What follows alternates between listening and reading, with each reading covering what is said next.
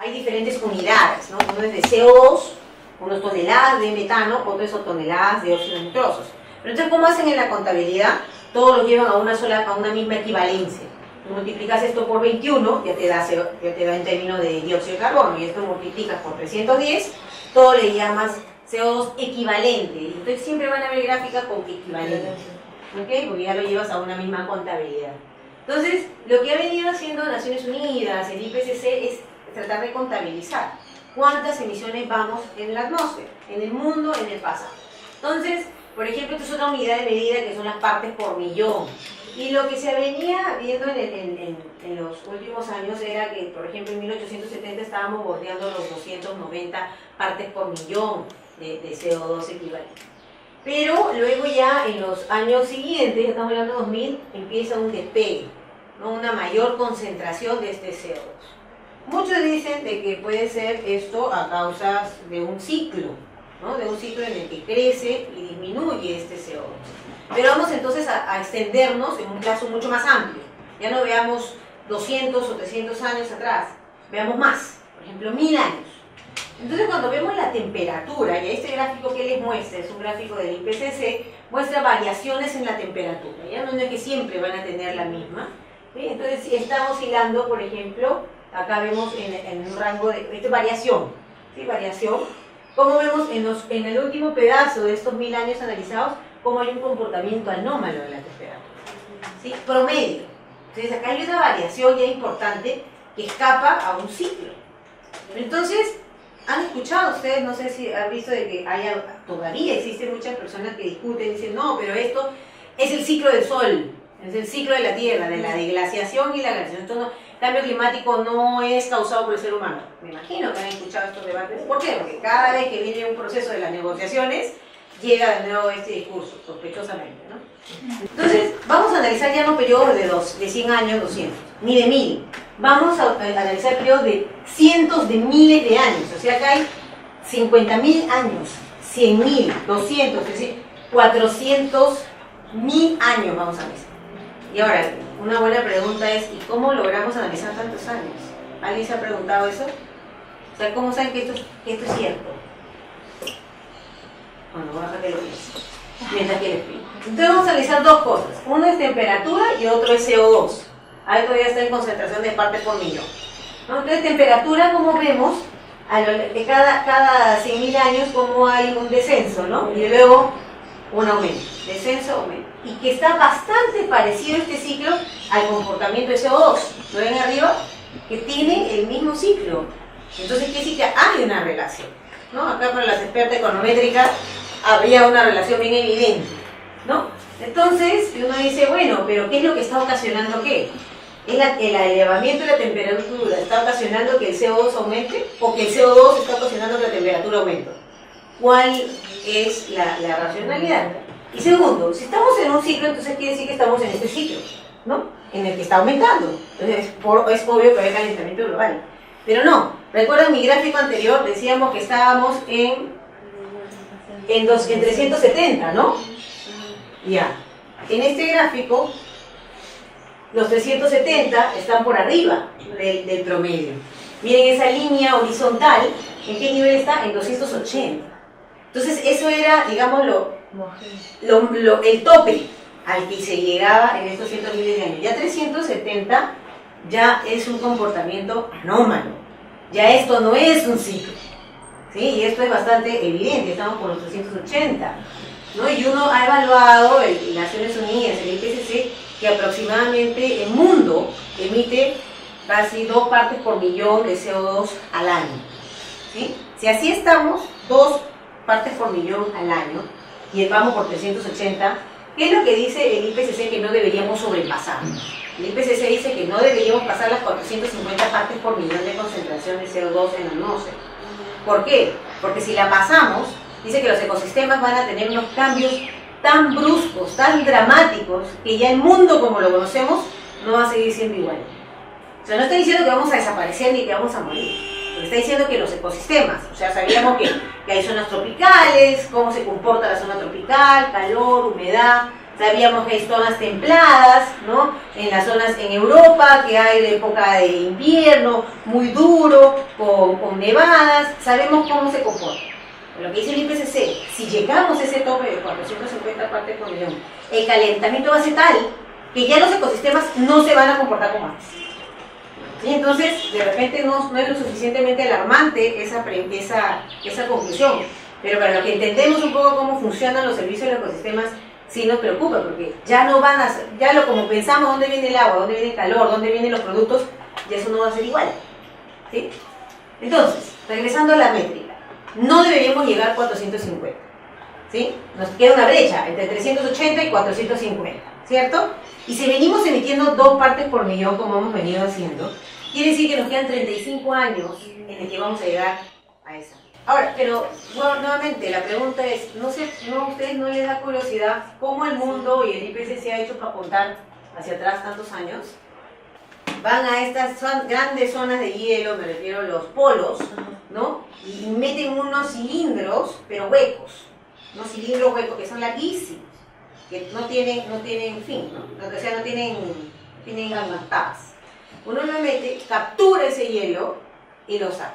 Y uno puede ver a lo largo de la longitud, que son años de acumulación de ese hielo. Acuérdense que acá hay una acumulación, ¿no? Uno va analizando cómo ha sido de un momento a otro el deshielo, porque ya la forma física del hielo va cambiando, y también cómo está capturado el CO2, porque está capturado, burbujas de CO2. Entonces uno puede, a partir de eso, contabilizar. Y el otro tema es qué cosa es primero, y eso es una discusión todavía que lo siguen retando a los expertos en cambio climático. ¿Esto está ocasionando que se dé la temperatura o la temperatura en CO2? Y eso un poco lo que se ha tratado de evaluar en IPCC es que hay una condición entre el CO2 que está haciendo que la temperatura suba y baja, ¿no? Entonces, para el IPCC, esta discusión ya la han zanjado, de que es el CO2 el que está ocasionando la temperatura, pero ese es uno de los argumentos que lo siguen cuestionando los críticos, ¿no? De que si el calentamiento global es o no un fenómeno creado por el ser humano. Entonces, como vemos, hay efectivamente un comportamiento anómalo. Ahora, ¿por qué se dan estos ciclos? ¿Sí? Estos ciclos de glaciación y deglaciación. No sé si han visto de chiquititos, hay dibujos animados de la época de glaciación, o no creo que la era de hielo, ¿no? De la glaciación, deglaciación. Bueno, eso se debe al ciclo de Milankovitch, ¿no es cierto? Un ciclo que hace que el globo terráqueo se mueva, no solo en su mismo sitio, es un ciclo de rotación, ¿no? Pero también de traslación alrededor del Sol.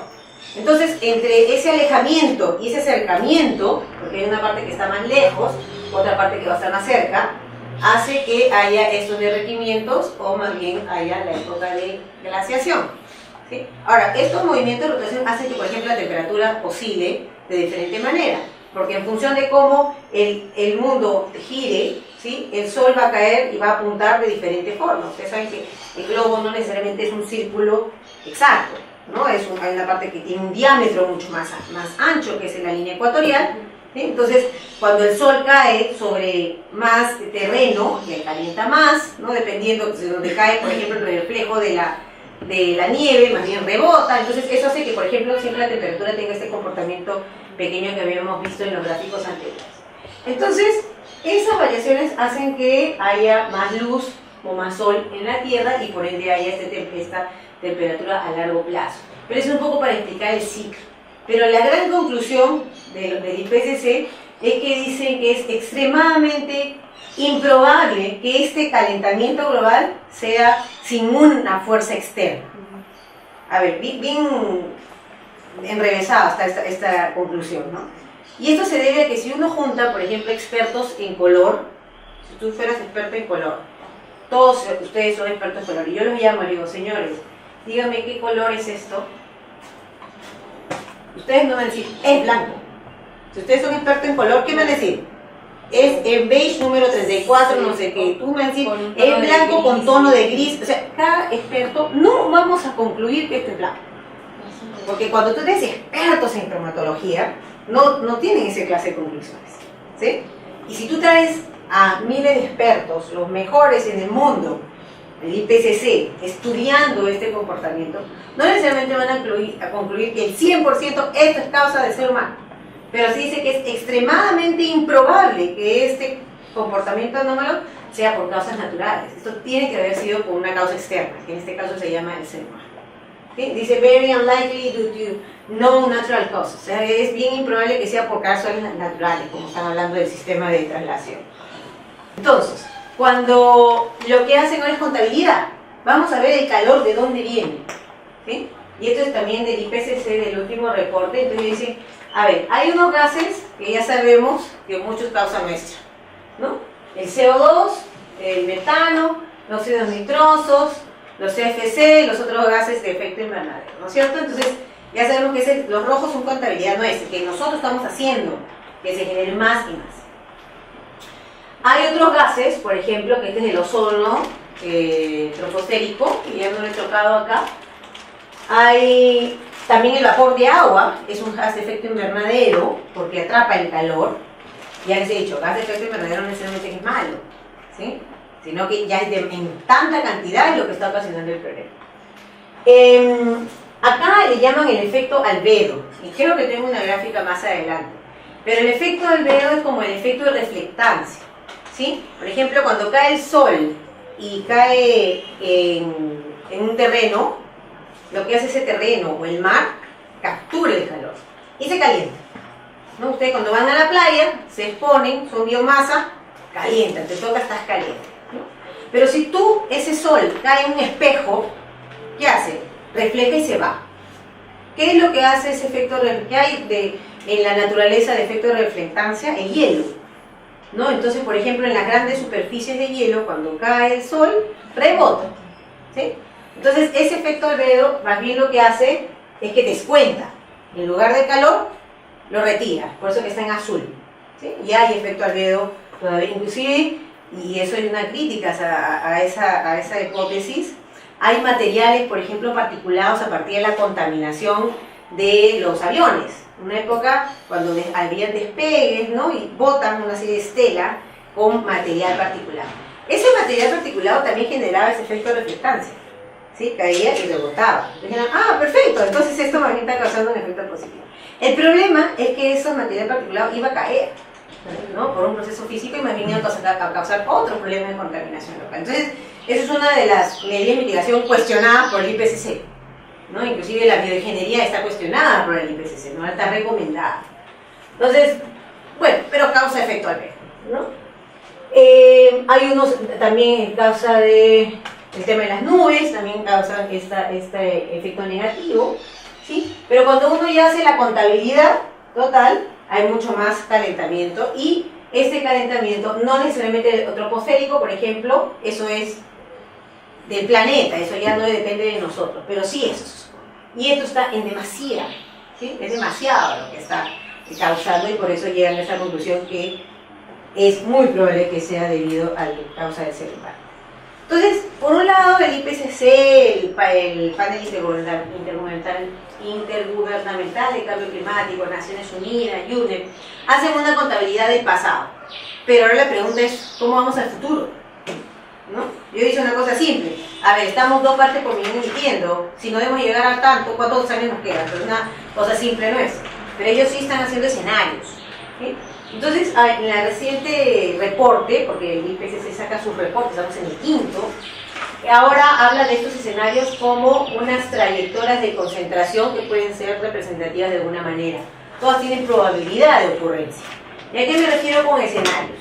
Si tú creces, tú te expandes, vas a necesitar más energía, ¿no? Todo cuerpo, toda biomasa necesita energía. Entonces, quiere decir que si esto viene creciendo como ha venido creciendo en el pasado, pues vas a utilizar tanta energía, vas a quemar, entonces tus emisiones van a ser de un determinado volumen, y eso se va a traducir en una temperatura, ¿no? ¿Qué pasa si, por ejemplo, te preguntas a ti, ¿cómo te ves de acá a 10 años? Y tú me dijeras, mira, yo tengo auto ahora, pero en 10 años quiero montar bicicleta, y ya no quiero vivir en la urbe, quiero regresar a provincia, quiero tener allá mi propia chacra, y vivir de lo que yo quiero cultivar, ¿sí? ¿Qué pasa si me dijeran, ese es mi escenario en 10 años? la energía que él necesita es menor que la de ustedes. Entonces, por ende, va a haber menor concentración de emisiones y va a haber menor incremento de temperatura. Pero ¿y qué pasa si tú más bien me dices, no, yo de acá a 10 años, yo pienso cómo me veo utilizando tecnología de punta, utilizando energías renovables, utilizando todo es ahora, la tecnología va en las nubes, ¿no? Todo es nube, ya no tengo ni siquiera que trasladarme al trabajo desde mi casa. Y además, el auto que tengo, no, por bicicleta, o sea, ella apela a la tecnología, ella es amante de la tecnología. En 10 años va a utilizar una tecnología de punta, pero ella quiere seguir creciendo, de repente no tanto como ella, pero tampoco mucho más que él. Entonces van a tener diferentes supuestos y por ende resultados. Es así que se crean estos escenarios de supuestos en tecnología, supuestos en crecimiento económico, ¿sí? Supuestos en agrupación, descentralización, concentración. Todo esto así hace el IPCC, que son escenarios socioeconómicos. Luego los escenarios socioeconómicos, ¿cómo piensan crecer? El mundo va a crecer a 2% de su PBI, 1%, no 4%. ¿Cómo va China? ¿Cómo va Estados Unidos? Empiezan a crear una serie de supuestos y en función de eso lanzan sus posibilidades de concentración de emisiones y por ende de calor. ¿Sí? Entonces, obviamente no debemos sobrepasar, a ver, acá son 4 posibles escenarios futuros y estos son los números, es el aumento en la temperatura que se daría en lo siguiente hasta terminar el año 2100. Si tú vas por esta trayectoria, tu aumento sería de 2.6. Ese sería, por ejemplo, si nos vamos por el escenario, ¿cuál es tu nombre? Denis. Si nos vamos al escenario Denis, nuestro aumento de temperatura más bien va a ser, ya no va a haber tanto aumento y no vamos a sobrepasar los 2 grados centígrados, que es lo que ha recomendado el IPCC. Para que no haya más de 450 partes por millón, significa no aumentar más de 2 grados centígrados de lo que ya ha pasado en el siglo pasado. ¿Sí? Pero ¿qué pasa si de repente vamos a expandirnos, queremos crecer y ahora vamos a exportar? Ya. Entonces, este escenario implica que vamos a aumentar 8.5 grados. ¿Sí? Entonces depende de qué escenario, y todos son plausibles, como le llaman en estadística, todo es posible. Entonces, ya estos escenarios se generan emisiones, se generan como le llaman los pathways, o son las trayectorias de cómo deberían ser. Y por supuesto, ¿qué es lo que dice el IPCC? Deberíamos estar en este rango. ¿Sí? ¿Y cómo vamos? Este es un escenario como le llaman, el business as usual. Si todo sigue igual como hemos venido en el pasado, pues más bien va a haber un momento mucho mayor. Hasta el momento, y eso siendo contabilidad 2012, por ejemplo, ¿quiénes son los principales emisores? Si una vez solo la figura del 2012, no en el pasado. Ve la fotografía, la Unión Europea genera 9% de las emisiones mundiales en el año 2012. Estados Unidos, 12%. ¿Sí? Un solo país, porque el bloque de la Unión Europea, o el bloque es 9%, pero un solo país genera el 12%.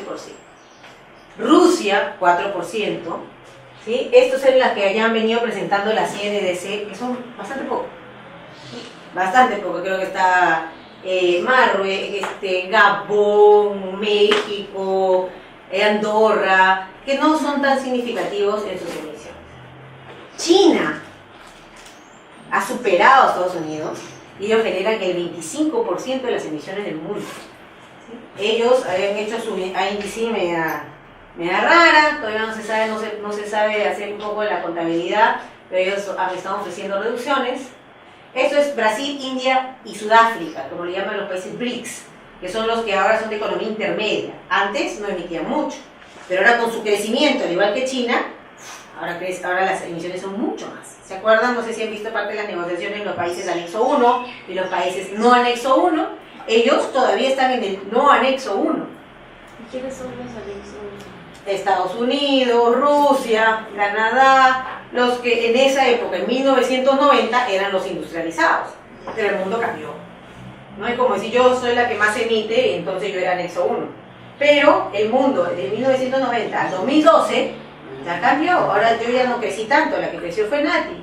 Y ahora ella emite más que yo. Entonces una de las principales discusiones en las negociaciones, que ya lo van a tener seguro en las clases adelante, es que ellos le dicen, oye, un ratito, pero yo voy a reducir, pero también exígele a ellos que reduzcan igual que yo, porque él inventó más que yo. ¿Qué dice él? Oye, no es lo mismo, pues, porque yo recién he empezado a tener bastante desarrollo hace poco. En cambio tú has tenido por muchos años estas emisiones. Tu crecimiento ha tenido una externalidad muy grande. Has usado este cielo compartido por todos y lo has contaminado. Tú debes pagar más. Eso se llama responsabilidad histórica, ¿no? Entonces ahí empieza la discusión. Además no es lo mismo per cápita, ¿sí?, que nacional. Un chino emite mucho menos que un americano. Bueno, esos no necesariamente tenemos que agarrarnos con los americanos o con los chinos, pero esa es, digamos, la gran discusión que se viene dando también. Y acá estamos nosotros. Perú, Colombia, Venezuela, México, no sé qué países más están de los embajadores, pero el resto. Son como 150 países, estamos acá y representamos el 37%. Y acá ya hablando un poco del carbon budget, ¿no? De cuál es tu presupuesto. ¿Se acuerdan que dijimos en 37 años aproximadamente nos queda llegar a ese máximo que nos han dicho si seguimos igual? Pero más bien, ¿por qué no decimos qué pasaría si para no llegar significa que tenemos que emitir hasta esto? ¿Cómo nos repartimos ese presupuesto? Como en términos económicos, ¿no es cierto? Decir, mira, el IPC, ya no veamos por dónde va, por dónde seguimos y todo sigue igual. Cambiemos la mirada. Ahora miremos más bien cuánto nos queda por emitir para mantener estable el sistema. Nos queda tanta cantidad. ¿Cómo lo repartimos entre todos? Eso es lo máximo que tienes. Ese es otro concepto. Bien interesante. Pensemos en el presupuesto del carbono. Entonces ahí empiezan a medir de otra forma, y ese es el Unit Report. Me gusta mucho el tema de los Emission Gap Report. ¿Cuál es el gap? La brecha que hay entre lo que se viene dando y lo que yo debería bajar.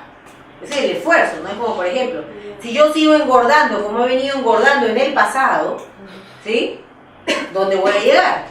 ¿Cuál es mi meta según el doctor? Yo tengo que llegar a este peso. Entonces, ¿cuánto es mi brecha? ¿Cuánto tengo que bajar? Eso es un poco lo que está tratando de analizar aquí.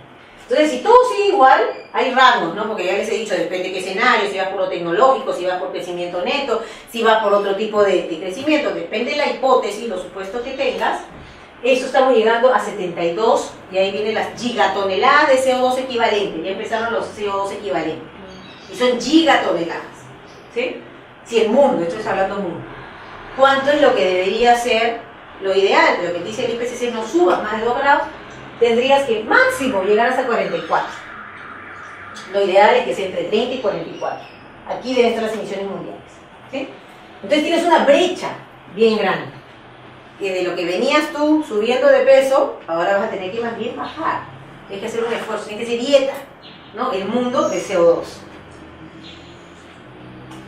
¿Y cómo miden? ¿Cómo se miden todos estos CO2?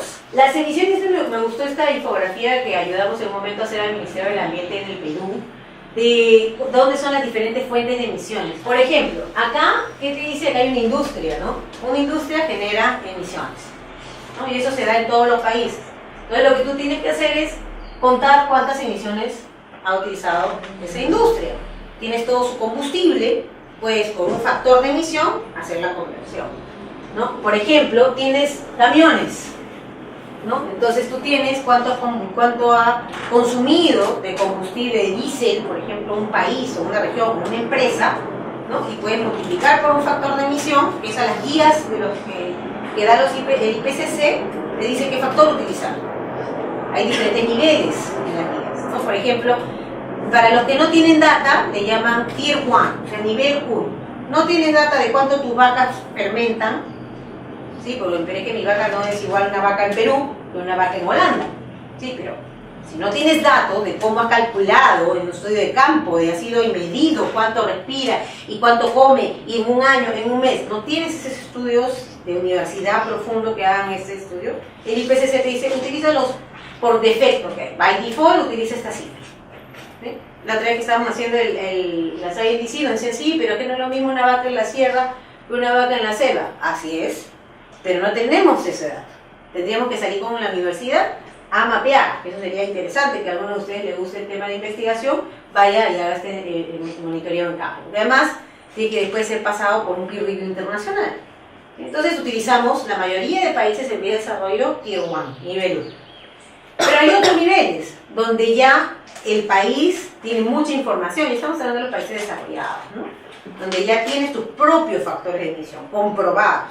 Y un nivel 3 que ya es todavía mucho más superior, ¿no? Que muchos todavía no utilizan ese nivel 3. Eso está en la página web, uno lo puede bajar, entender, te dan los Excel, te dice cómo multiplicar.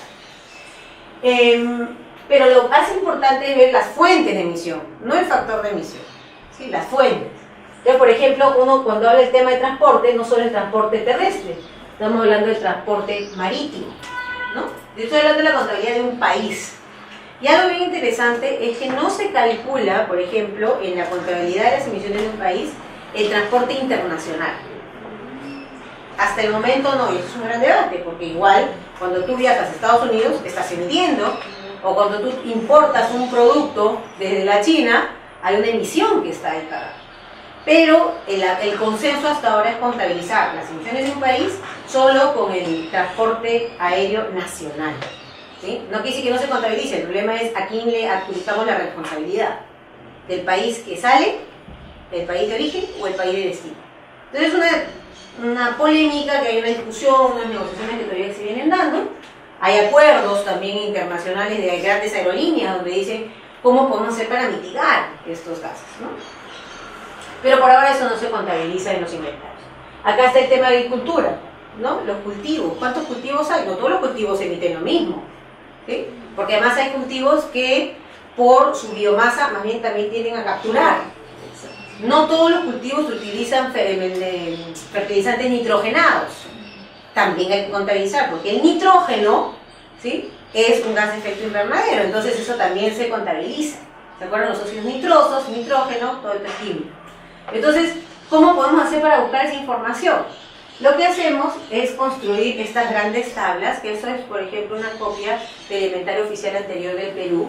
Eso está en su segunda comunicación nacional, que está disponible en página web. Y en realidad, todos los inventarios oficiales están disponibles en la página web de Naciones Unidas. En el caso del UNFCCC, están sus inventarios. Uno lo puede bajar y ver qué cosa ha puesto cada país. Entonces, por ejemplo, acá están todos los rubros, según las guías, en este caso Perú, viene usando las guías de 1996, en el año 2000. ¿Sí? Y esta es la forma como se clasifica, y vamos a entrar a uno por uno. Y se contabiliza tanto CO2 como la remoción de CO2, ¿se acuerda del tema bosques? Hay una remoción, es una captura, ¿sí? También se mide el CH4, o sea, el metano, los óxidos nitrosos, y al final se hace la equivalencia, ¿sí? Entonces, por ejemplo, acá estamos en 120.000.23 gigagramos. La contabilidad es en gigagramos, pero ¿qué significa eso? 120 millones de toneladas. Las emisiones es igual a nivel de actividad por factor de emisión, ¿sí? El nivel de actividad, por ejemplo, puede ser combustible, ¿sí? Entonces, por ejemplo, estoy en el sector de transporte.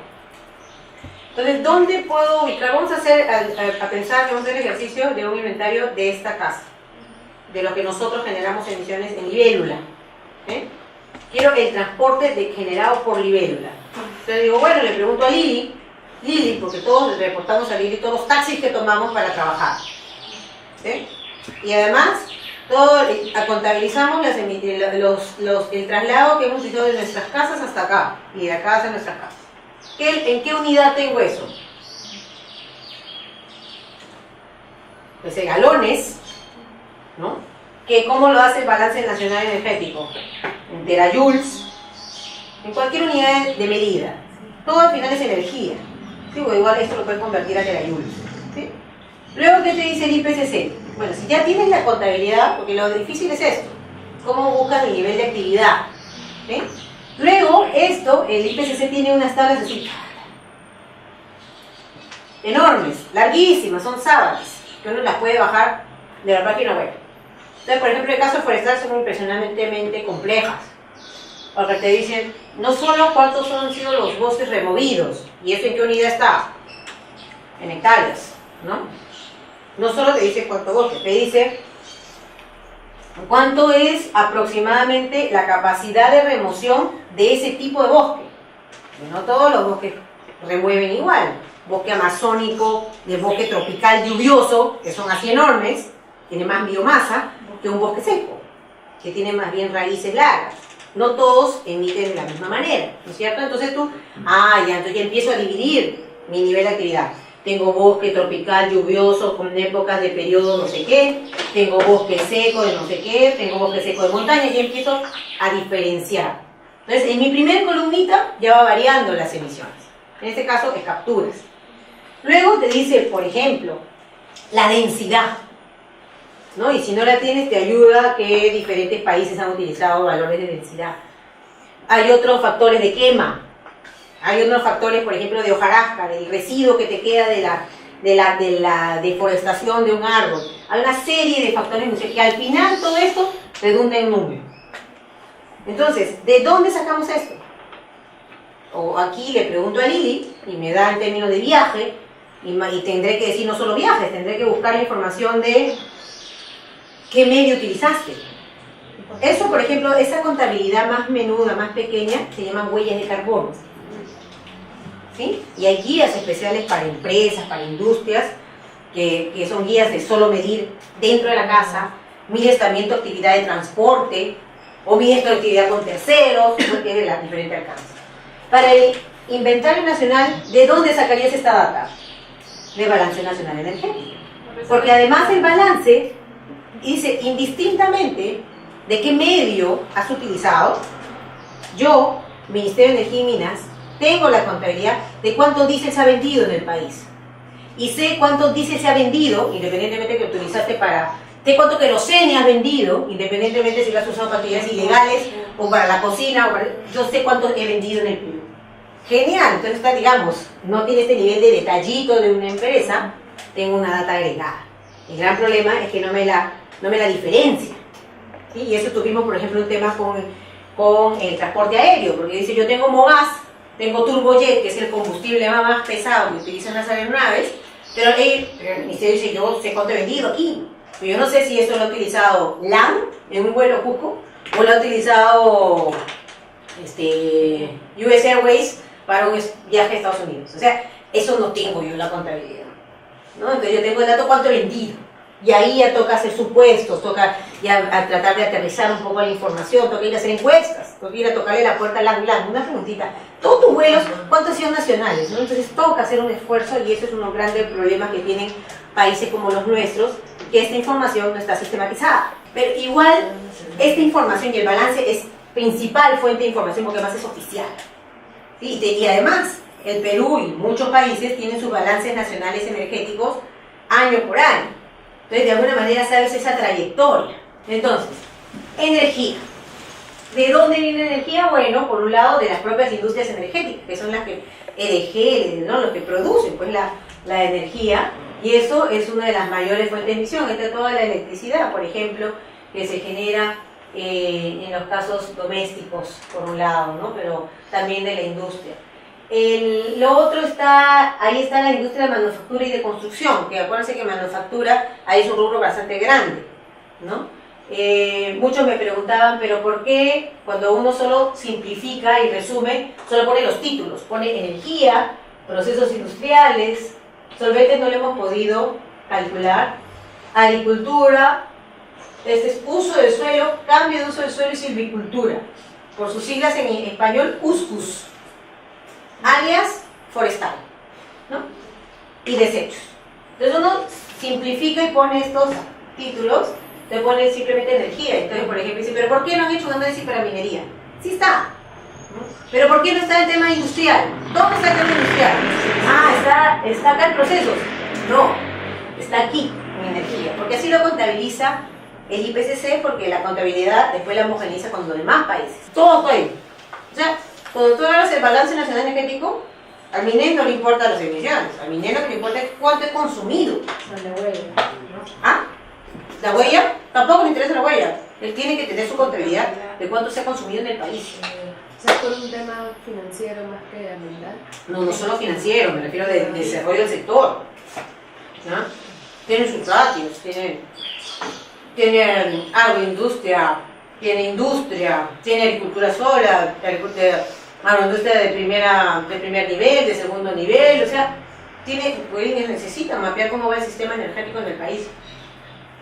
está el transporte. En el caso de, por ejemplo, el Perú está separando transporte de energía.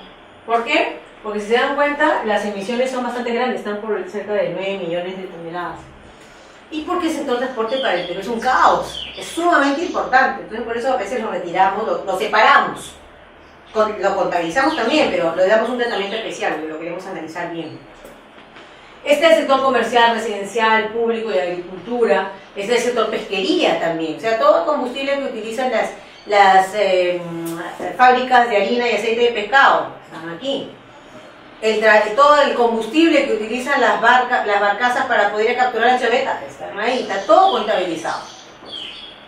Muchas veces me preguntaban, ¿ustedes no han medido la ilegalidad? Mira, yo no sé a qué le estás llamando primero ilegalidad o informalidad, la informalidad. Que los mineros informales que no sean...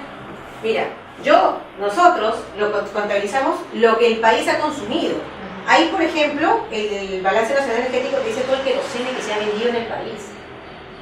Y que muchas veces el queroseno es uno de los materiales para el tema del narcotráfico, ¿no? Para el procesamiento de drogas. Está contabilizado. O sea, no hay una subestimación de las emisiones. Todo está contabilizado. Claro, porque las combis que son informales, aquí está la información en los grifos. Y que eso le da al Ministerio de Energía y Minas. Todas las emisiones en Perú están contabilizadas acá. El gran problema es acá, que yo voy a llegar. Hay otro tipo de emisiones que le llaman las emisiones fugitivas. ¿Qué son esas emisiones fugitivas? Son las pérdidas que se vienen dando en todo el proceso de extracción, explotación y transporte de petróleo, gas natural. Ahí hay pérdidas a lo largo de todo ese proceso y eso también se calcula como emisiones fugitivas. Pero para el Perú, por ejemplo, es bastante pequeño. Nos vemos en la última columna.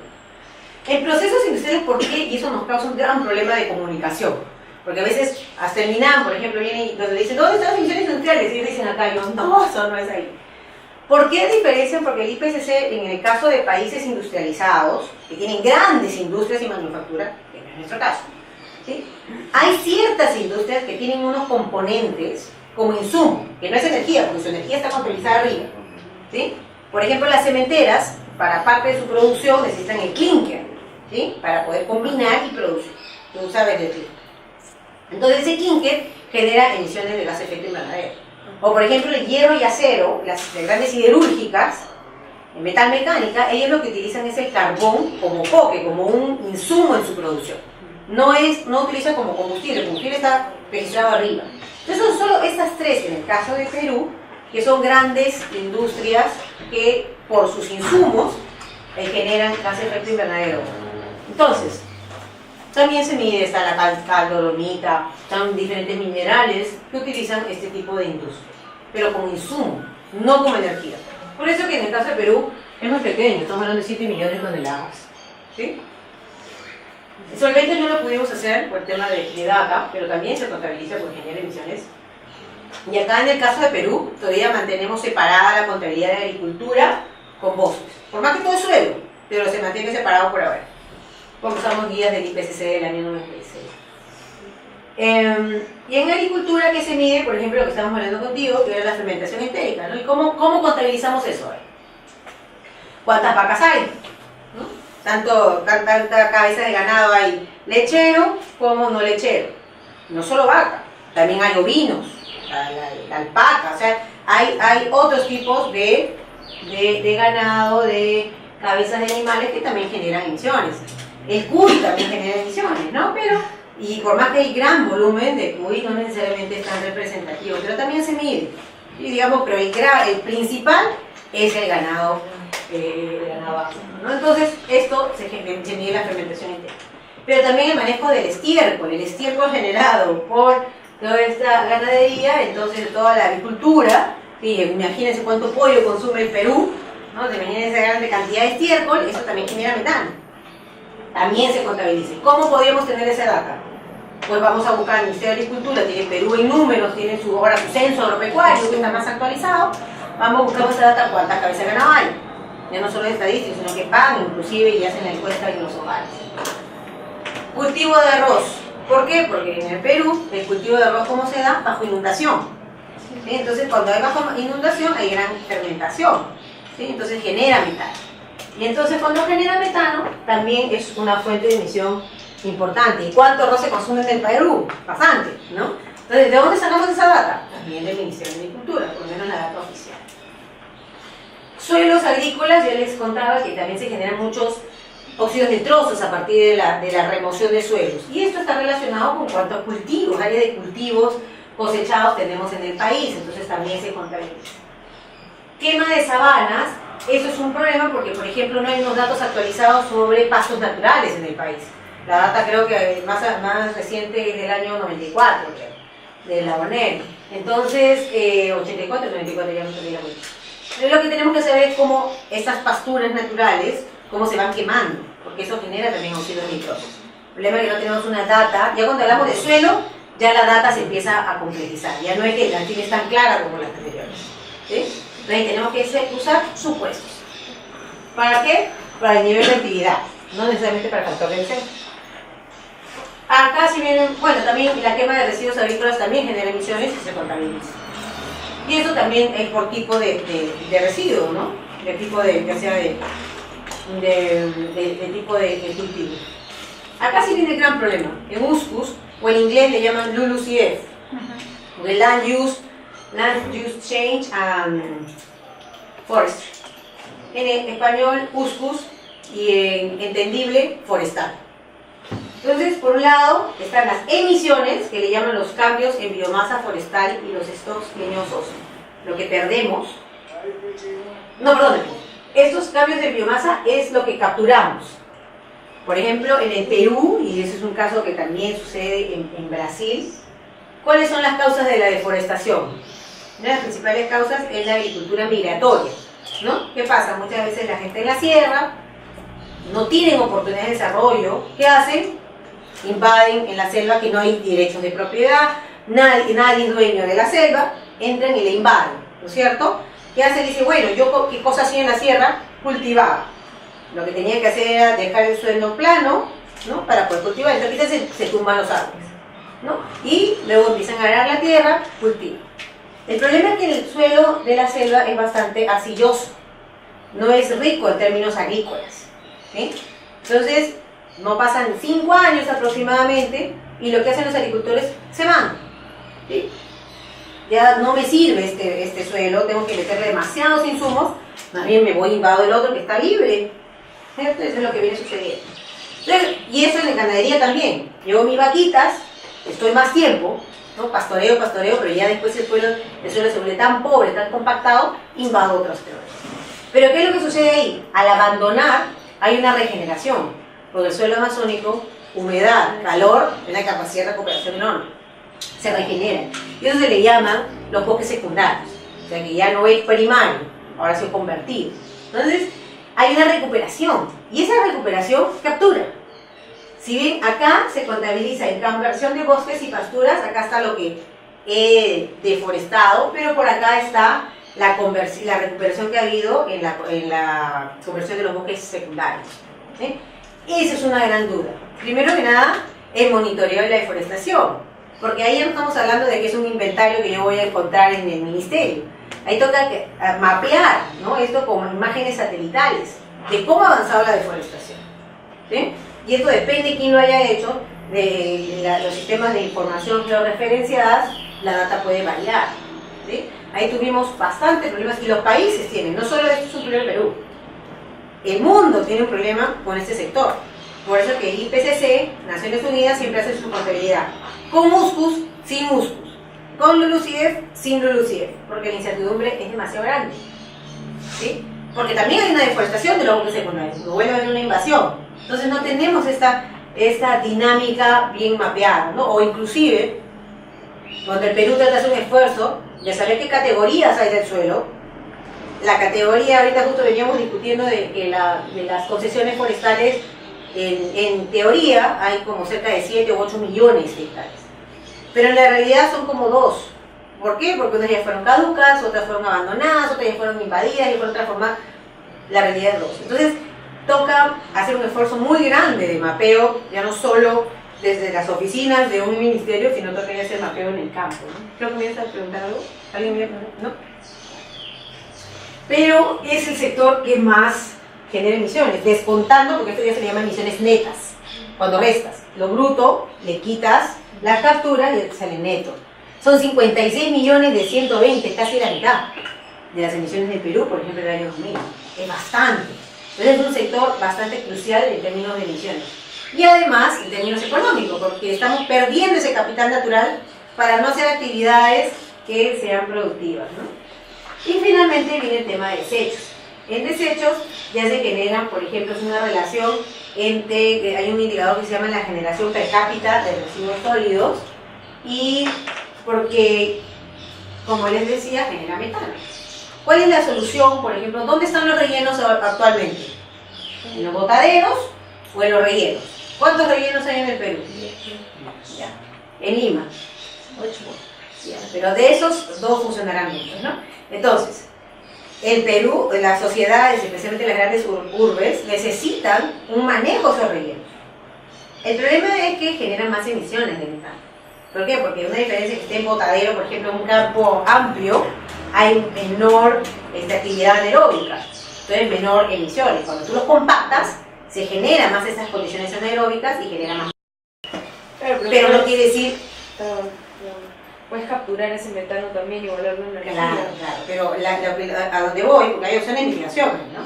Entonces, a lo que voy es que sí es una fuente de emisión, pero por fines sociales tienes que hacer relleno sanitario. No puedes dejar estos botaderos porque es una contaminación a la salud.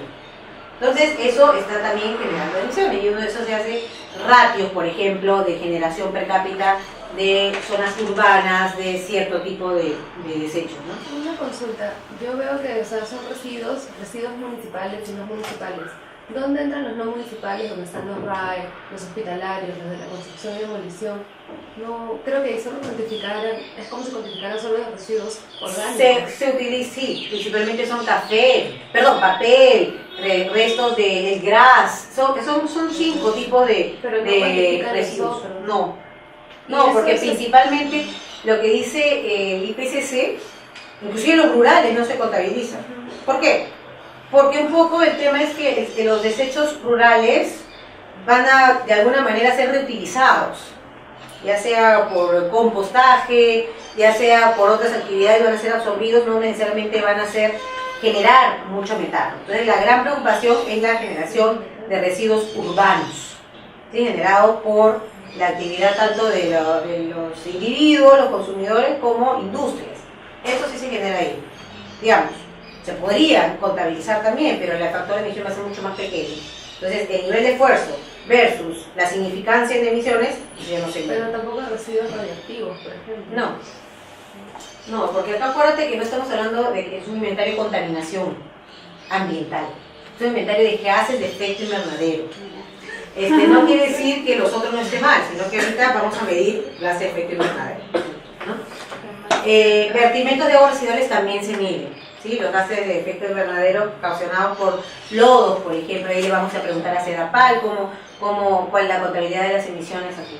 Bueno, y estas es un poco las categorías de diferente manera, es lo que estábamos hablando, por ejemplo, en el sector de energía, ya les explicaba un poco qué cosas hemos contabilizado. En el caso terrestre, no solo se trata de ver todo el combustible consumido, sino la idea es también llegar a saber cuántos vehículos se han utilizado, ¿no? Qué tipo de vehículos también han sido utilizados, porque mientras mejor tengamos esa data, vamos a saber qué medidas de mitigación hay que hacer al respecto, ¿sí? Si no sabemos cuál es la real fuente, pues una cosa es ir al balance nacional energético, dime todo el combustible de gasolina que hayas vendido en el Perú, entonces yo multiplico por tal emisión y ya está.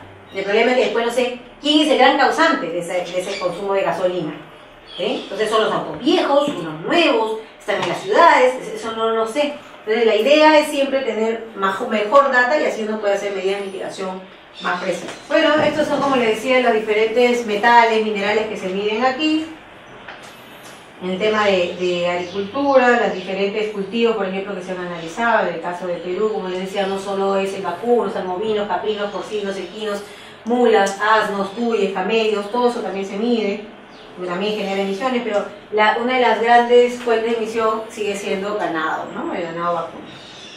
En el caso también de quemas, se han usado diferentes cultivos, porque han habido, acá analizamos los cultivos anuales. Y acá, por ejemplo, también en el sector de Uscus, se miden los bosques frutales, ¿no? Los cultivos frutales, los cultivos perennes, el plátano, ¿no? El café, el cacao, todo se mide acá también. Ahora sí pasemos a las medidas de mitigación, ¿sí? Y en el caso de mitigación, como ya ustedes lo han visto, nos referimos a que en este contexto de cambio climático, porque ojo, hay otro contexto en el caso de gestión de riesgos, mitigación es otra cosa, ¿no? Mitigación significa prevenir la emergencia. En este caso no es mitigación más bien es cómo hacemos para reducir las fuentes de emisión, o sea, atender la causa del problema, ¿sí? Atender prevenir el daño se llama adaptación, ¿no? Cómo resolvemos el daño, es adaptación, en el caso del cambio climático. Entonces, mitigación es reducir las fuentes de emisiones o, en todo caso, mejorar los sumideros. Aquí nos referimos con sumideros, por ejemplo, los bosques, ¿no? Y esto se puede dar de diferentes formas. Además, que se requiere mucho financiamiento, requiere de inversión, pero pueden ir de diferentes índoles, desde un tema regulatorio, por ejemplo. ¿Qué pasaría si hoy se dice vamos a el Perú, cuando lo propuso Alan García, que por galón de combustible que se vendiera, galón de gasolina, pagaran 50 céntimos adicionales, ¿no? Entonces, eso es un desincentivo a que consuman, por ejemplo, combustible. Y yo, bueno, en ese momento proponía que esos 50 céntimos vayan a un fondo para que promuevan reforestación y así capturan esas emisiones, ¿no? Que son iniciativas que se dan bastante en el mundo, en Costa Rica también. Pero ¿qué pasaría si no fueran 50 céntimos? ¿Qué pasaría si fueran 50 soles? Entonces ya te verías restringida yo que tengo auto, a sacar el auto. De repente prefiero tomar la línea azul, ¿no? O caminar o bicicleta, si ya hay otro desincentivo. Eso también se le llama una medida de mitigación. Mira, un tema tributario, ¿no? Otras formas, por ejemplo, son regulaciones o estándares. ¿Qué pasa si dijeran, se prohíbe la importación de autos usados que son sumamente ineficientes en el consumo de combustible? Y como son ineficientes, utilizan más y te da menos rendimiento. En base el Perú dice, ya no se prohíbe la importación de vehículos usados. Es una medida de mitigación. Claro, otro dice, no, pero es un tema de desarrollo. También queremos un parque viejo, parque automotor viejo. Pero también se le considera una medida de mitigación, ¿no? Regulatoria tal vez. O estándares. ¿Qué pasa si ahora le pedimos que todos los electrodomésticos que se expendan en el país tengan un ecoetiquetado? Que por lo menos el consumidor tome la decisión de, tiene colores, de lo más verde hasta lo más rojo, que es súper eficiente, tienen ecomanejo, hasta lo más contaminante, ¿no? Entonces, por lo menos que el consumidor pueda elegir si lo quiere comprar o no. Eso es una medida de mitigación también, porque dice que tan eficiente eres y en CO2. O, por ejemplo, se habla mucho de eficiencia energética, ¿no? Y en algunos países, por ejemplo, el Estado va y les regala o les subsidia, ¿no? Muchas veces es la inversión inicial de instalar unos focos LEDs a tener estos focos amarillos. De repente ustedes ya ni siquiera han visto los focos amarillos que antes había. Entonces, esos también pueden ser unas medidas de mitigación. Entonces, se dan en diferentes formas, ¿no? Y por supuesto, la capacitación, porque el que no sabe algo, no lo conoce, no lo hace, ¿no? La otra vez estuve en Santiago, en el noticiero de las 8 de la noche, o sea, prime time, se hablaba del programa de ecodriving. Ecodriving es una forma de capacitar al conductor. Por ejemplo, tú has pasado, ¿quiénes tienen brevete? Tú tienes brevete. 2. Cuando uno va a sacar el brevete, ¿qué es lo que haces? Te hacen pasar exámenes, ¿no? Supuestamente te capacita, tienes que comprar, tienes que aprender todas las reglas de tránsito, normalmente vas a una capacitación, algunos no van, vas y después das tu examen, ¿cierto? Ya. En Chile lo que están haciendo ahora es capacitar a los conductores, ¿sí? en estos programas de entrenamiento, le dicen manejo de coeficiente. Es decir, si uno planifica su ruta con anterioridad, y sobre esa ruta uno tiene, por ejemplo, velocidad crucero, viaja a velocidad crucero, me refiero a una velocidad permanente, no acelerando y desacelerando, acelerando y desacelerando, que eso consume mucho combustible, tú puedes llegar a ahorrar hasta un 30% de combustible. Y por ende emisiones, ¿no? Entonces, Miren, en el prime time de Chile, del noticiero, acá donde sale murió no sé quién, el otro violó, que no sé qué, que Nadine, en vez de estar viendo eso, ¿qué le enseñaron a los chilenos a ser más eficientes? Pero eso, ¿qué cosa es? Capacitación, pues. Obviamente ahorras plata, pero también reduces emisiones, ¿no? Y ellos también le decían, by the way, tú reduces emisiones. Lo más importante es que además vas a aligerar el tránsito, entre otros beneficios. Entonces, también los programas de capacitación vienen a ser medidas de mitigación. Y esto es un poco para ver por dónde van las emisiones por los sectores. Ya vimos un poco con el inventario por dónde están las emisiones de Perú. Pero en el mundo, por ejemplo, y esto es del último reporte, del quinto reporte del IPCC, te dice que uno de los sectores que más emite o más generación de emisiones hay es el sector electricidad en el mundo. Porque el Perú, por ejemplo, tiene sus programas de electrificación rural. La idea es que haya electricidad para que haya desarrollo. Entonces, los países desarrollados obviamente generan muchas emisiones por electricidad. Pero otro de los sectores también que generan es el transporte, ¿no? Por ejemplo, Perú, uno de sus sectores energéticos que más emite es el transporte, en todos sus modales. Y acá diferencian con el sector industrial, pero es por países desarrollados. Nosotros, por ejemplo, no tenemos mucha manufactura. Y tampoco nosotros generamos muchas emisiones en los edificios. ¿Por qué? Porque en países desarrollados, y no solo en países desarrollados, en países de zonas templadas, donde el frío o el calor pueden ser más extremos, necesitan de calefacción o aire acondicionado, ¿sí? Entonces, ellos sí, en los edificios, generan en sí mismos, ¿cuántos de ustedes en sus casas tienen calefacción? ¿Aire acondicionado? No necesitamos, lo que hacemos es ponemos una buena chompa y ya está, ¿no? Ya, en otros países, donde sí el clima es durísimo, necesitas a veces calefacción, ¿no? Aunque bueno, también hay un tema, me recuerdo cuando viví en Estados Unidos, estamos en el invierno más castigante de que he podido vivir y mis amigas estaban en short porque la calefacción está pues altísima, ¿no? Y es uno de los problemas, como le llaman, el efecto de rebote de las medidas de mitigación. Pero en otros países, y esto en el globo, los edificios generan muchas emisiones, no necesariamente países como los nuestros tropicales. Y esto, por ejemplo, ya AFOLU, ellos están juntando tanto agricultura con forestal, por eso le llaman AFOLU. Y esto más bien tiende a haber un neteo, ¿no? Si tú pones todas tus capturas, ¿no?, balanceando con tus emisiones de agricultura, esto podría ser menor. Pero es porque estamos hablando agregado, ¿no? De forma agregada. Está China, está Estados Unidos, acá están todos. Entonces, no necesariamente refleja las emisiones del país. Y estas son las que no son CO2, ¿no? Las emisiones de metano, óxidos nitrosos, que no son tan representativas como las generadas por la electricidad y las de transporte. Entonces, si vemos por dónde están las fuentes de emisión, entonces el IPCC recomienda una serie de medidas de mitigación. Esto es solo para diferenciar que eso es lo anterior es a nivel global, pero ya cuando uno aterriza a nivel regional, no necesariamente el mismo consumo que se da en los países del norte es el mismo consumo que se da en países del sur. Entonces, hay una gran diferencia, ¿no?, de fuentes de emisión por estos países. Normalmente nosotros, por lo menos en Sudamérica, nuestras emisiones van más por el tema del uso del suelo, por ejemplo, no necesariamente de electrificación. Pero, si vamos a futuro, ¿no?, si ya controlamos la deforestación, obviamente, y queremos ir creciendo, nuestras emisiones se orientarían por el sector energético. Ahora, por otro lado, hay muchos quienes dicen, y eso es un debate rico que podemos tener, hay muchos que dicen que el gran problema del cambio global, es la población, ¿no?, que somos muchos. Eso es cierto, ya no somos 1 millón de habitantes, ni 1.000 millones de habitantes, somos 7.000 millones de habitantes, ¿no? Entonces, es un problema porque necesitamos comer, necesitamos trasladarnos, necesitamos desarrollarnos.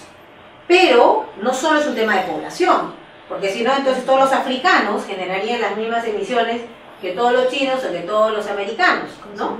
Es el tema del consumo, ¿no?, el patrón de producción y consumo, como lo dijo el Papa Francisco en su última encíclica, es el patrón de producción y consumo, ¿no?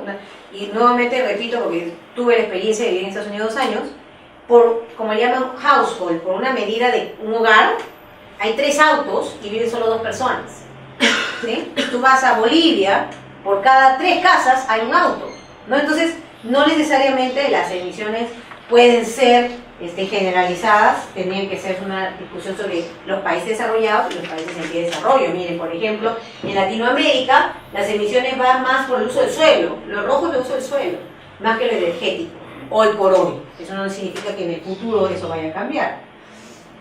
Y esto está muy pequeño, pero este es en el último reporte del IPCC, te dan ejemplos de medidas de mitigación. ¿Sí? Por ejemplo, en el caso energético que te dice, bueno, las que hoy por hoy se vienen dando son las de eficiencia energética. ¿Sí? Por ejemplo, cuando salgas de la casa, apaga la luz. Ahora hay sistemas que cuando no sienten movimiento, lo detectan y apagan la iluminación, ¿no es cierto? Las computadoras no detectan movimiento, apagan, o sea, son energéticamente inteligentes. Eso es eficiencia energética, ¿no? ¿Qué más se viene dando? Dice cambios de carbón a gas, ¿no? Por ejemplo, hay una opción de mitigación en el Perú que se está proponiendo, que les decía que los hornos de hierro y acero, por ejemplo, utilizan carbón como insumo, como coque. Entonces no utiliza carbón, utiliza gas, ¿no? Esa es una opción de mitigación bastante común. Otra, bueno, es hacer energía nuclear, pero la energía nuclear es bastante cuestionada, ¿no? En general, todas las energías tienen un impacto. ¿Sí? Si mejor entonces no nos levantemos de la cama y ya no hacemos impacto, pero todos necesitamos energía, y la energía tiene un grado de impacto, unas más que otras. Efectivamente, la energía nuclear, en términos de gas de efecto invernadero, es una de las mejores. No emite mucho gas de efecto invernadero, solo en etapa de construcción. Pero hay un gran riesgo, tanto de seguridad, ¿no? De que haya un ataque, por ejemplo, de guerra, pues eso se puede convertir en un tremenda contaminación nuclear, ¿no? Y también qué haces con los residuos nucleares. Nadie quiere que boten en tu casa el residuo nuclear. Entonces, hay unos temas de debate. Europa utiliza mucha energía nuclear. Entiendo que Francia, por ejemplo, está diciendo yo ya no quiero utilizar energía nuclear. Entonces, hay todo un proceso de conversión, hay críticas, hay pros y contras. Por ejemplo, hay las otras energías renovables, como le llaman, no convencional, como la eólica, la solar, que creo que esas las han visto ustedes. Creo que por ahí tengo un gráfico de las eólicas, de las solares, del biocombustible, que también todo tiene su pro y su contra. Por ejemplo, la solar es una de las mejores porque simplemente te alimentas de la fuente primaria, ¿sí? Pero, y tú la puedes tener en tu casa, puedes tener tus celdas fotovoltaicas en tu techo, capturar el calor. El problema es que tú lo capturas cuando hay sol. Y cuando no hay sol, que normalmente es en la noche, ¿cómo utilizas esa energía? ¿Dónde la almacenas? El gran problema es el almacenaje, ¿no? En este caso se llaman los storage o la batería. Sin embargo, la tecnología va cambiando. Ahora Tesla creo que está promoviendo unas baterías mucho más baratas, más asequibles, hasta van a vender de colores, creo que para que tengan en sus casas, con lo cual abre una posibilidad a que estas tecnologías bajen de precio, que también son muy costosas, ¿sí? ¿Cómo trasladas además la energía? Por ejemplo, acá tú puedes tener la energía en este centro, pero ¿cómo la trasladas hasta las casas? Vas a tener que invertir más energía en el traslado, ¿sí? Entonces eso es todo un reto que todavía tanto tecnológico como económico de facilitar su introducción. Lo mismo sucede con las eólicas, ¿cómo trasladas la energía? ¿Sí? Tú puedes tener un molino en tu casa y generar electricidad y calor en tu casa, pero si tú la tienes un parque eólico y quieres trasladar la energía hacia una ciudad, hay energía que también vas a consumir para trasladarla, ¿no? Y también necesitas el storage, ¿no? El almacenaje. Entonces, pero las tecnologías van cambiando. En el caso de los biocombustibles, también han sido ampliamente cuestionados, ¿no? Biocombustibles, por ejemplo, salen tanto del diésel, para reemplazar el diésel, pero también para reemplazar la gasolina o el gas. En el diésel, por ejemplo, y eso creo que alguno lo debe haber escuchado, Diesel es el apellido de Rudolf Diesel, que él inventó el diésel en aquellas épocas donde lo empezó a darse cuenta que el maní tenía una sustancia tan viscosa que le podías meter aditivos y esto combustionaba y generaba calor, ¿no? Entonces, ahí empezó el combustible, pero luego apareció una sustancia mucho más viscosa y que brotaba del suelo negra gratis, ¿no? Entonces dijeron, olvídate de esto del maní, vamos a usar el petróleo. Y empezó la era del petróleo, ¿no es cierto? Antes habían autos que tú le dabas cuerda, ¿no? Y andaban, pero ya luego del petróleo ya la situación cambió, ¿no? Por un tema económico. Pero entonces, ahora, hoy por hoy, se ha retornado a estos combustibles que son, digamos, de fuentes renovables, que tú los puedes volver a cultivar y pueden aparecer. pero también tiene sus problemas, sus desventajas, ¿no? Por ejemplo, en el caso, en Estados Unidos se empezó a utilizar mucho el maíz, tienen grandes cantidades de hectáreas de maíz, entonces y utilizan mucho gasolina. Entonces hace un pequeño cambio en el motor, ya no utiliza gasolina, utiliza gas, pero un gas de partir de dónde? De la destilación del maíz, ¿no es cierto? Vas a tener alcohol, entonces eso se convierte en un gas, ¿sí? Ese alcohol puede hacer que mueva el auto. Pero ¿qué pasó? Empezó a subir el precio del maíz, ¿sí? Y más bien los mexicanos, que eran los que exportaban el maíz a Estados Unidos, ya eso le llamaron el efecto tortilla, porque ya no tenían maíz para consumir ellos, que es un producto de la canasta básica, ¿no? Entonces ya se generó un problema alimentario, seguridad alimentaria. En Brasil, por unos temas también de coyuntura y económicos, promovieron mucho la producción de alcohol en la parte sureña, y ellos empezaron a utilizar mucho etanol, pero también dijeron, bueno, la soya, podemos exportar soya, y esta soya, dijeron, bueno, ¿dónde más cultivo? Para hacer un monocultivo eficiente, entonces me llevo de encuentro la Amazonía, ¿no? Entonces tiene una serie de efectos. En el Perú, por ejemplo, dice, bueno, ¿por qué no utilizar la palma aceitera, que es muy proclive por las circunstancias geográficas, que pueda crecer con bastante rendimiento, ¿no? Los mayores rendimientos lo tiene Colombia y Perú en palmas aceiteras. De ahí podemos procesarlas, utilizar ese aceite y hacer biocombustible. Pero claro, el problema es ¿dónde lo haces? ¿No? ¿Dónde vas a deforestar bosque primario amazónico y vas a poner ahí palma? ¿Cómo logramos que no se extienda, que no se expanda? Entonces, es una alternativa, pero todo depende de dónde y cómo, ¿no? Entonces, para otros países sí funciona. Pero estos biocombustibles, tú has dicho una que son los de primera generación, que es, agarro el cultivo, lo proceso y lo convierto en diésel, en biodiesel, o lo convierto en etanol. Pero hay otras generaciones de biocombustibles.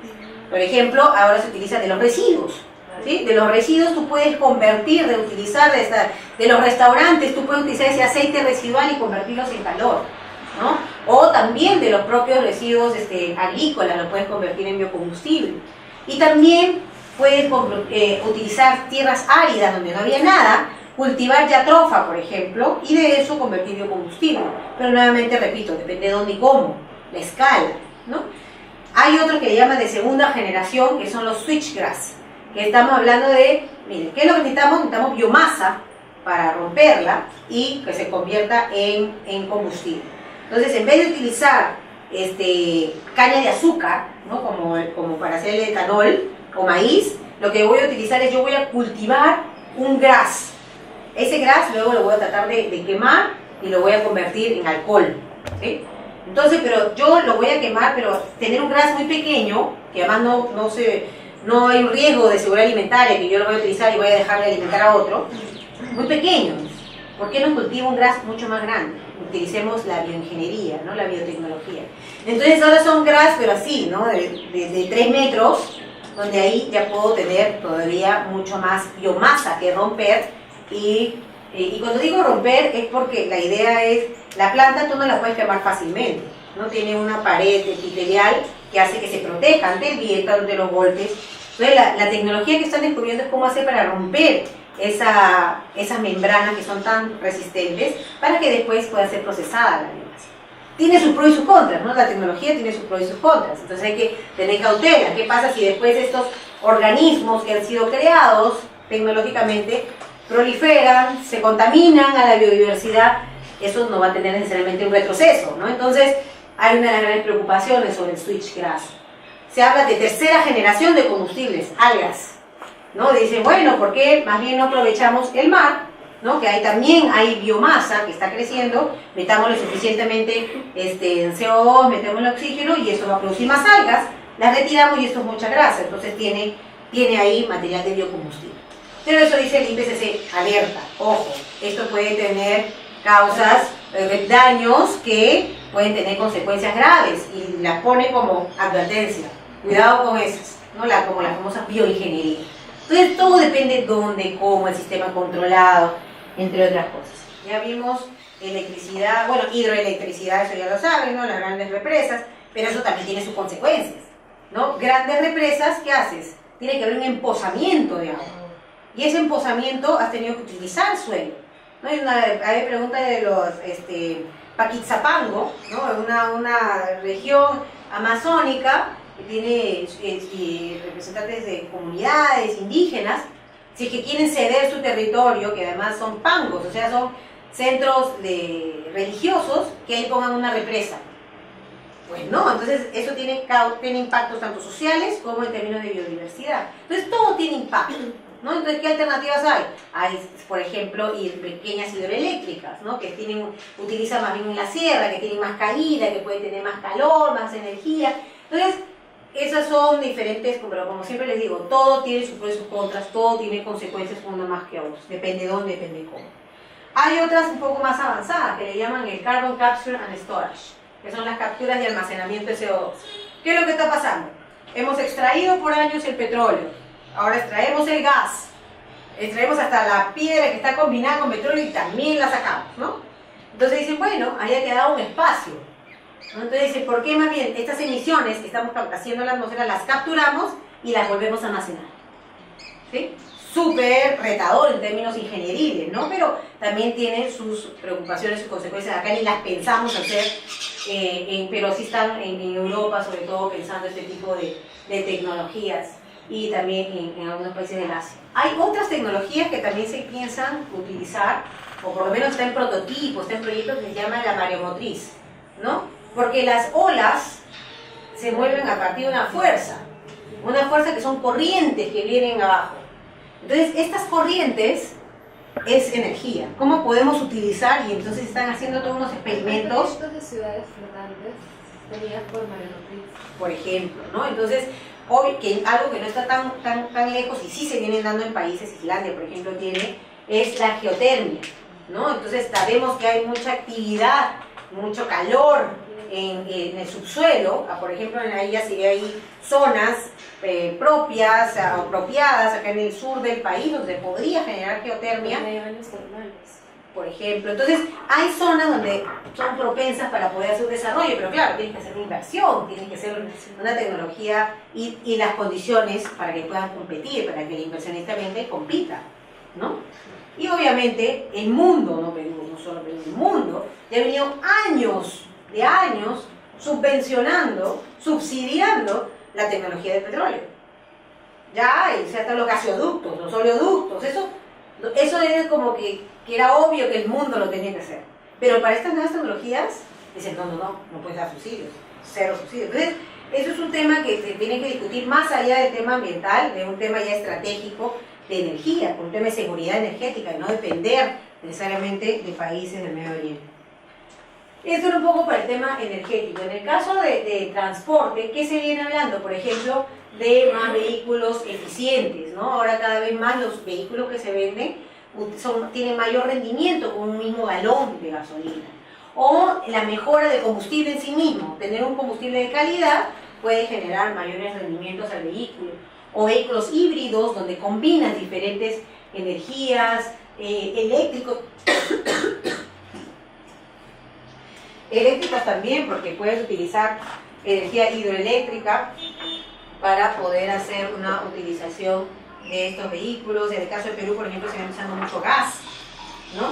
O gas licuefactado o gas natural en lugar de gasolina, baja emisiones.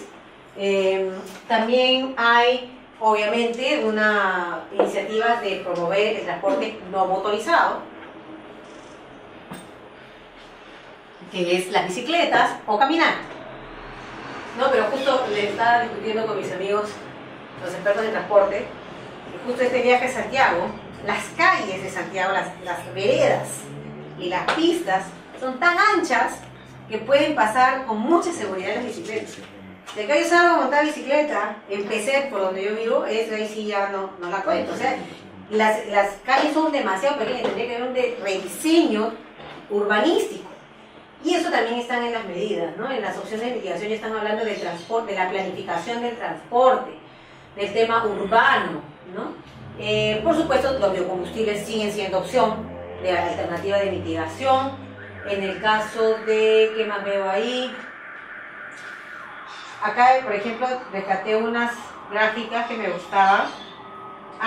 Esto para ver lo de las baterías Tesla. Esta es la promoción que ellos vienen haciendo de cómo pueden vender baterías para las casas, ¿no? Para que ellos mismos tengan sus celdas fotovoltaicas en los techos y puedan almacenar y con eso funcionar sin tener que pagar a Edenor, ¿no? O Luz del Sur. En el caso, por ejemplo, de transporte, ya los cambios se vienen dando, ¿no? Ya, si esto estamos viendo una proyección en 2050 y este es del International Energy Agency, estos son autos convencionales a gasolina, pero luego ya están entrando, ¿no? Ya estamos por aquí, están entrando los híbridos que combinan con gasolina y electricidad, por ejemplo, pero también hay otros que son básicamente que se enchufan también, ¿no? Para utilizar electricidad. Estos son los convencionales, él dice, pero la idea es que tienda a reducirse y básicamente entremos a una era eléctrica y también de hidrógeno, las celdas de hidrógeno. Entonces ya hay una tendencia a que el mercado vaya exigiendo otro tipo de transporte, ¿no? más eficientes. Si ya se piensa que en el futuro tengamos unos transportes de carga, inclusive interconectados a la red eléctrica, ¿no? Eso sería impresionante. Acá la otra vez estábamos conversando con el ex viceministro de Energía de Perú, donde decíamos nos decía que el verdadero corredor azul del Perú sería una red a lo largo de toda la Panamericana, norte, centro y sur, donde recorrieran los buses de transporte pesado, pero a gas, ¿sí? Pero para que recorran a gas y no a gasolina tenían que construir por lo menos unos 6 gasocentros cada 300 kilómetros para que puedan ser abastecidos con gas. Porque nosotros, en vez de estar exportando el gas a precios muy baratos, más bien utilicemos nosotros, ¿no? Pero claro, ahí ¿qué depende? Que haya inversión del privado, que dé las condiciones el Estado, tiene que haber un trabajo detrás, ¿no? ¿Qué estamos hablando? También se habla de la micromovilidad. O sea, felizmente que yo tengo un carro muy pequeño, entonces digamos que voy por esta senda, para ser más eficientes en el traslado, ¿no? Si necesitan mover un auto con no sé cuántos caballos de fuerza, por supuesto va a necesitar más combustible, ¿no? Estamos hablando inclusive de utilizar la energía solar para mover los autos.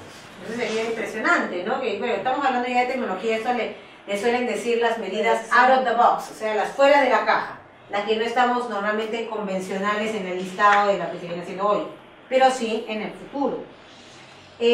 Por supuesto, el transporte no motorizado, porque hay ciudades que vienen implementando unas más que otras este transporte motorizado. Esta es una data de la Universidad de Chile. Hay ciudades, por ejemplo, y esto ya vamos hacia el gran problema de la relación entre una ciudad urbana y la generación de emisiones, ¿no? Las ciudades son las que generan más emisiones y hay antecedentes de casos reales donde la planificación, ¿no? Tanto en la construcción de esas ciudades como de los materiales en su uso, eso puede hacer que se ahorre mucho en energía, ¿no? Y estos son casos reales donde habían proyectos de cero emisiones. Tú eres arquitecto, de repente ya las has visto. Y por supuesto estamos hablando de tecnologías que utilicen todo este avance tecnológico que hay en el sistema de información, ¿no? Donde todo eso ahora es personalizado, donde además todo está en la nube. No tienes que trasladarte a algún sitio para poder recuperar tu información, donde además los celulares tienen una capacidad tan potente que solo utilizando nuestros aparatitos que no utilizan mucha energía, puedes gestionar mucho de tu trabajo, tienes iluminación eficiente, tienes equipos eficientes, tienes inclusive, y esto para también los arquitectos, la forma del diseño de interiores puede hacer que se aproveche el calor, ¿no? La iluminación. Me recuerdo una exposición de un italiano que me decía: el ser humano tiene que trabajar en el día, no en la noche, porque en el día, además que tiene las capacidades físicas para hacerlo, hay luz, ¿no? Entonces, un poco nos decía eso, hay que aprovechar el tema de ventanas, de iluminación, para no utilizar energía, que normalmente es energía fósil, donde además, y hace poco estuvimos en Arequipa, pues cuando fui para allá, fuimos a un hotel donde además hacía un frío de la patada en Arequipa, no sé cómo se va a soportar eso, pero el hotel no tenía aire acondicionado, pero su sistema de construcción era tan inteligente que capturaba el calor, ¿sí? Estamos hablando de no es tecnología de Europa, es tecnología de Arequipa, ¿sí? Es más, antes nosotros, bueno, de repente ustedes, de repente cuando van a visitar a sus abuelitos, sus casas tienen unos techos altísimos, ¿no? Porque ahí estaban aprovechando, ¿no? La energía, el viento, todo para poder hacer casas bioclimáticas. Ahora más bien tendemos a copiar tecnologías que de repente no estaban siendo tan razonables, ¿no? Y esto, por ejemplo, son los ejemplos de los etiquetados, ¿no? Donde dice que un producto puede ser más eficiente si está en la categoría A, la B, la C, ¿no? Y diferentes colores. Esto ya de llegar a su cúspide, ¿no? Hay una idea de tener como que grandes compartimentos de bloques, urbanizaciones, donde sean autosostenibles. O sea, ellas producen su energía, producen su alimento, ¿sí? Tienen el bienestar ahí, no tienen que trasladarse. O sea, ese es, digamos, hacia donde apuntarían un poco estas tecnologías out of the box, que también mitigan. De repente he saltado un poco, porque ya me queda media hora, pero acá hay una serie de opciones de mitigación que se las voy a dejar para que la lean. Estos son los sistemas inteligentes de energía, los smart grid, ¿no? Los smart grid son sistemas en los cuales tenga una relación ya no solo el sistema de generación o el sistema de distribución energética, sino también tenga todo enlazado, tanto transmisión, distribución, con ciudades, con los sectores, con el transporte, con energías renovables. Eso es a lo que se aspira llegar en términos de eficiencia del sector, ¿no? Los sistemas inteligentes de abastecimiento. Pero he dejado de pasar a otras opciones de mitigación. Por ejemplo, en el caso de buildings recomiendan el tema de mejora de eficiencia en la generación de calor, ¿no? Mejora de las estufas, en el sistema de insolación, por ejemplo, recordando Arequipa, inclusive hacer construcciones, diseños mucho más tecnológicos. En el caso de industrial, obviamente va por el tema de uso de energías renovables y eficiencia energética. En el caso de agricultura, ¿qué es lo que te dicen? Bueno, haz un mejor manejo del suelo, ¿no? Hay algunas opciones de mitigación, por ejemplo en Chile tenían el non-till, significa no arado, cero labranza, ¿no? De tal manera de poder reutilizar ese suelo sin remover demasiado y genere óxidos nitrosos. Y cuando logramos acá en el Ministerio de Agricultura casi me fusilan por decir cero labranza, pero hay por supuesto mejoras en los manejos del ganado, ¿no? En vez de tener acá que se está dando en la selva, va el ganado, como se llaman, vacas felices, y sal a pastorear donde puedas, ¿no? Entonces, ¿qué haces? Deforesta más. ¿Cómo podemos ser más eficientes en un solo espacio, ¿no? Donde pueda producirse la misma cantidad de leche, la misma cantidad de carne, pero sin tener que avanzar en tema de deforestación, que es lo que hoy por hoy está sufriendo el país, ¿no? O, por ejemplo, en alimentos. Tú puedes mejorar la dieta del ganado, de repente no pasto natural, sino pasto mejorado, y haces que sea más rendimiento, ¿no? Por ejemplo, yo soy mamá, tengo un bebé de año y 8 meses, y cuando estaba dando de lactar, mi ginecólogo me dio hinojo, porque mejoré mi alimento y yo producía mucha leche. ¿Sí? Entonces es un poco algo parecido con las vacas, ¿no? Entonces, mejorar el alimento y genera más producción. Pero claro, hay también un tema social. En el caso de Perú, por ejemplo, cuando le dijimos al Ministerio de Agricultura, ¿qué te parece si mejoramos la dieta de la vaca con pastos naturales y el agricultor ya no tiene que tener más vacas? Solo con las que tiene o menos cantidad va a producir inclusive más leche. No, eso es imposible. ¿Por qué es imposible? Porque hay un tema social en la sierra peruana, que el tener más vaca es más poder económico, es un estatus mayor. Entonces ahí vemos que hay unas condiciones habilitantes que se tendrían que superar para implementar todo esto, hasta temas culturales, ¿no? Luego, ¿qué más hay ahí? Por supuesto, restauración. Ya en el caso del sector forestal estamos hablando de reforestación, de plantaciones forestales, reducir la deforestación, haciendo un mejor control. Y bueno, biocombustible siempre ha sido un tema bastante cuestionado, ¿no? Finalmente estaba con el tema de... le estaba contando en un taller que estuvimos en la selva, en Tarapoto, de uno de las... hoy por hoy se da concesiones, ¿no? Se otorgan concesiones por un tiempo a un inversionista y te dice, puedes hacer manejo forestal, puedes producir madera, ¿no? Y después vendes. Entonces, y obviamente para que darte esta concesión tienes que hacer tu plan de operación, tu POA, ¿no? Y tienes que tener tu regencia, tienes que ser legal y hacer tu plan de operación. ¿Sí? Pero lo que se viene dando es que cuando a veces quieres cortar la madera, cortas indistintamente de dónde, y además para llegar hasta donde tú quieres llegar, empiezas a trazar caminos desordenadamente y deforestas tu propia zona. Entonces, ¿qué propusimos? Mira, ¿qué te parece si haces tu manejo forestal, pero de forma adecuada, haciéndolo bien, planificando tus zonas, planificando tus podas, haciendo caminos recorridos, o sea, haciendo, iba a reducir emisiones porque ibas a evitar deforestación. Pero estábamos en el taller en Tarapoto y decían, no queremos concesiones porque las concesiones deforestan. Entonces, pero si el principio de otorgar concesión, por el contrario, ¿no? Primero que nada, otorgas a alguien la responsabilidad de cuidarlo. Cuando hay alguien que está, tú asignas un derecho, por ejemplo, si nadie fuera dueño de esta sala, no daríamos uso indiscriminado de esta sala.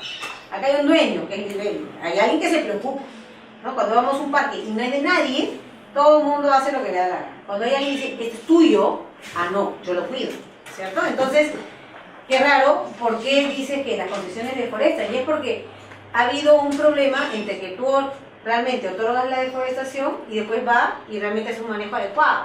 Han invadido, hay una tala ilegal, entonces por el desorden se cree que las concesiones forestales no son buenas para el país. Entonces hay un tema en el caso forestal mucho más complejo porque necesitas de control y vigilancia.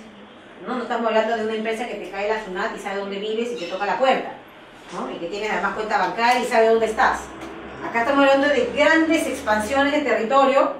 ¿Quién es quién? ¿Quién entra ahí? No está en la presencia del Estado. Entonces, ¿qué hago yo si tú quisieras invertir? Porque tú quieres invertir, ¿no? Y dice, yo he ganado acá unos $30.000 ahorrando así, trabajando como loco en 3 años. Tú quieres invertir, ¿no? Entonces tú vas y te compras tu terreno y de la noche a la mañana te invaden. O vienen terroristas o narcotráficos o te meten ganado.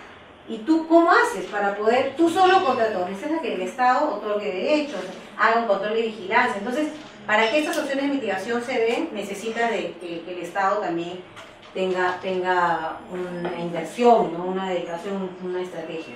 En el caso de residuos, pues, claro, yo le decía, entre tener un botadero y tener un relleno, por supuesto tener un relleno va a generar más emisiones de gases de efecto invernadero, pero nosotros necesitamos el relleno para tener medianamente un nivel de salubridad adecuado, ¿no? Pero, entonces, ¿qué hacemos al respecto? Ok, podemos quemar el metano, ¿sí? Capturar ese metano y poder convertirlo en electricidad. ¡Oh, maravilla! Y puedo salir a vender o autoconsumir. Entonces pueden haber opciones de mitigación ahí, ¿no? El tema de incineración, el tema de compostaje, más bien reduce la cantidad de basura. ¿Cómo hacemos para que, en vez de tener que construir tantos rellenos, más bien reduzca su basura? Uno, haciendo reciclaje, ¿no? Antes. O puedes hacer compostaje, ¿no? Utiliza, que la idea es que llegue menos basura al relleno. Así no tienes que construir tantos rellenos, ¿sí? Y hay un tema, nuevamente, de patrón de producción y consumo, donde ya tú tengas que tomar decisiones cuando vas a comprar algo. A ver, si compro esto, ¿cuánta basura voy a generar? ¿Sí? El día que realmente a nosotros nos cueste la basura que generamos, ese día va a haber un cambio. Una vez viajé a Ginebra, y en Ginebra por semana tenía cada casa tenía como un cilindro para botar su basura, ¿sí? Y no podías botar más de eso. O sea, ese es lo máximo que te recogía el Estado, tu basura, ¿me entiendes? O sea, no es que tú botas toda la basura que tú quieras, ¿no es cierto? Tú no mides cuánta basura generas en un día, ¿o sí? ¿Tú tienes idea de cuánta basura genera un día? No, porque no estamos conscientes de eso. Pero en Ginebra, te digo una cosa, ¿sí? Solo tenías este espacio en la calle para llenar, y eso te lo iban a pasar no sé qué día a la semana. No podías generar más basura que esa. Entonces ya cuando vas a comprar, caray, que voy a comprar porque después ya no puedo botar eso, me lo voy a tener que quedar yo. O pedirle, o venderla, o comprarle el espacio a otro. Donde ya no quieres comprar bolsas plásticas, donde más bien tus residuos de fruta, haces tu compostaje. O sea, ya estás pensando de otra manera, ¿no? Porque si no, tienes que pagar. Entonces, ese es otro tipo de ver las cosas, ¿no? Ya no tanto construir rellenos y hacer incineración y hacer generación de electricidad, sino más bien reduce tu residuo, ¿no? Entonces, eso es un poco un tema, un pantallazo de por dónde van las medidas de mitigación y por dónde se orientarían al futuro, pero y ahí yo quería mostrarles un poco cómo va Perú, ¿no? Con sus INDC, con estas contribuciones que tienen que hacer no solo Perú, sino el mundo en este año 2015 de cara al marco de las negociaciones de cambio climático. Y la primera pregunta es ¿por qué Perú tiene que reducir emisiones? ¿No? Porque si nosotros, muchos de los países como Venezuela, Brasil, México, Colombia, bueno, no Brasil, pero México, Colombia, Chile, nuestras emisiones son bastante pequeñas. No tienen ni el 1% de las emisiones menos del 0, nosotros por lo menos del 0.5% de las emisiones globales, ¿por qué tenemos que mitigar? ¿No? Entonces, por un lado, el debate de que quiénes son los grandes responsables de las emisiones empieza desde el año 1990, ¿no? Donde ahí vemos que los países industrializados tenían casi 70% de la responsabilidad de las emisiones. ¿Nosotros dónde estábamos? Estábamos acá, como 150 países acá, ¿no? Pero eso es en 1990. Cuando ya vamos al año 2012, ya la situación ha cambiado. Ya los países en vías de desarrollo somos los mayores emisores, por supuesto con China, ¿no? Ya la situación va cambiando en términos de emisiones y de responsabilidad. Pero por otro lado, ¿por qué puede ser relevante para el Perú? Porque por un lado, si no logramos que se mitigue en el mundo, nosotros vamos a ser los grandes afectados, ¿no? Porque, por ejemplo, si nosotros emitiéramos cero, ¿sí? Logramos una emisión cero en Perú, vamos a seguir sufriendo los impactos del cambio climático. Entonces, nosotros nos conviene que el mundo mitigue, ¿no? Porque si el mundo no mitiga, nosotros vamos a ser súper afectados en el futuro. O sea, nuestra competitividad futura se está viendo se está viendo afectada no solo hoy, sino en el futuro, ¿no? Entonces, para que el mundo mitigue, ¿qué tenemos que hacer? Acompañar todo este proceso de negociación, y ahorita Perú es presidencia de la COP. Entonces tenemos que dar un ejemplo de mitigar, de que nosotros, a pesar que nos cuesta mucho esfuerzo, porque es plata, esfuerzo de trabajo, de coordinación, porque necesitamos que el mundo mitigue, ¿no? Eso es por un lado, para evitar vulnerabilidad futura. Y por otro lado, porque van a haber exigencias en el mercado. No solo nosotros, no solo los consumidores, como ustedes, que cada vez son más conocedores del tema, van a ser más exigentes en sus decisiones de compra, ¿no? Sino que los mercados internacionales, ahora si no tienes una huella de carbono medida, o por lo menos que compenses tus emisiones, ya van a salir del mercado. Para entrar a la OSDE, por ejemplo, este club que todos los países quieren entrar, hay una sección de eficiencia energética, una sección de cambio climático, de mitigación, ¿sí? Entonces ya cada vez los mercados van a ser más exigentes. Si no estamos en vanguardia con lo que se viene, no vamos a poder competir, ¿no? Y finalmente, que si no empezamos a hacer una transición hacia estas tecnologías, luego el cambio va a ser más caro para nosotros, ¿sí? Entonces, teniendo en cuenta eso, el Perú lo que hasta el momento tiene colgado en la página web, en su proceso de consulta, son 4 escenarios de opciones de mitigación. Como les contó, entiendo Daniel, el lunes o no sé qué día, nosotros estamos haciendo emisiones relativas, ¿no? Es decir, contra un BAU, como la mayoría de países en vía de desarrollo lo hacen, ¿no? Mira, yo sé que mis emisiones, si todo sigue igual, va a crecer de esta manera, que es la línea BAU, la línea roja, ¿sí? Pero sobre eso yo quiero hacer un esfuerzo de reducir emisiones, ¿sí? Hay 4 escenarios ensayados y el MINAM ha arrancado discutiendo el escenario 3. ¿Qué les parece Perú si vamos por el escenario 3, que es una reducción del 31% de emisiones? ¿Y qué emisiones, qué representa, qué hay detrás de esos escenarios? Por un lado, ¿cómo hemos construido ese BAU? Ese BAU tiene miles de supuestos detrás, ¿no? Miles, que felizmente están documentados. Por ejemplo, en el caso de la energía, ¿cómo va a ser la matriz energética en el futuro?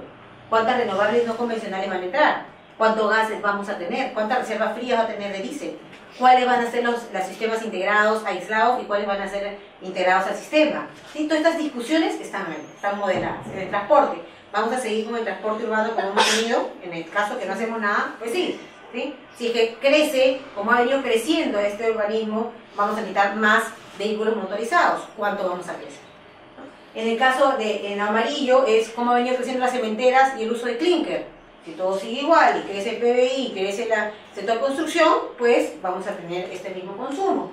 En el caso verde, la agricultura, cómo hemos venido cultivando, qué hemos venido consumiendo, vamos a asumir que todo sigue igual y sigue este patrón de crecimiento, continúan las emisiones. El azul es el que varía completamente entre un BAU y el otro. Porque el azul es el sector USCUS, como le hablábamos de la gran incertidumbre. No sabemos cómo se va a comportar la dinámica de los bosques secundarios. Pero entonces ahí hay unos supuestos detrás, ¿no? Que avanza la agricultura y la ganadería, que son los drivers de la deforestación. Así es, avanza. Avanza las otras áreas que también deforestan, no en tanta cantidad, pero deforestan, como los proyectos de infraestructura, las minerías, los proyectos de extracción. También crece como han venido creciendo en el pasado, todo crece igual. Lo que no sabemos, y ahí varía un poco la tasa de recuperación de los bosques secundarios, ¿no? Entonces ahí tenemos 2 escenarios. Y luego último es el sector de residuos, ¿no? Residuos, sigue creciendo la población de la misma manera que genera sus residuos, mira cuánto vamos a tener. Y en el documento que está colgado en la página web da mucho más detalles de los escenarios. Y de tanto del BAO como los escenarios alternativos. ¿Y qué cosa hay? Son escenarios acumulativos. Es decir, el escenario 3 incluye las medidas que están son 21 medidas que están en el escenario 1, más unas 23 nuevas del escenario 2, más unas 14 nuevas de este escenario 3, en total son 58 medidas. ¿Sí? Y en el caso, por ejemplo, del 1, que estaban las cosas que sabemos que hay más probabilidad que sí se vayan a realizar.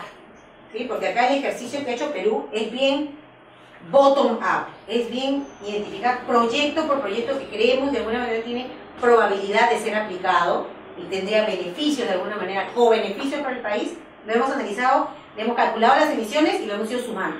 A diferencia de otras formas, otros países pueden hacer metas aspiracionales. Yo quiero, Costa Rica dice, yo quiero ser carbon neutral en tal año. ¿Sí? Eso también es válido. Es como decir, yo quiero bajar de peso, yo quiero tener 90, 60, 90 en el 2016. Bueno, es una meta aspiracional, de acá que lo consiga está bien difícil, pero es mi meta aspiracional, ¿no? Otro es, yo voy a hacer ejercicios todos los días, con lo cual voy a reducir 1 kilo. Voy a hacer dieta, con lo cual voy a bajar grasa y entonces el abdomen se me va a reducir en 2 centímetros al año. O sea, esa es otra manera de hacer. Acá lo hemos tratado de hacer bien de proyecto en proyecto. Entonces, por ejemplo, acá está el sector de agricultura, dice, bueno, ¿qué te parece si hacemos un manejo adecuado de los pastos naturales? ¿No?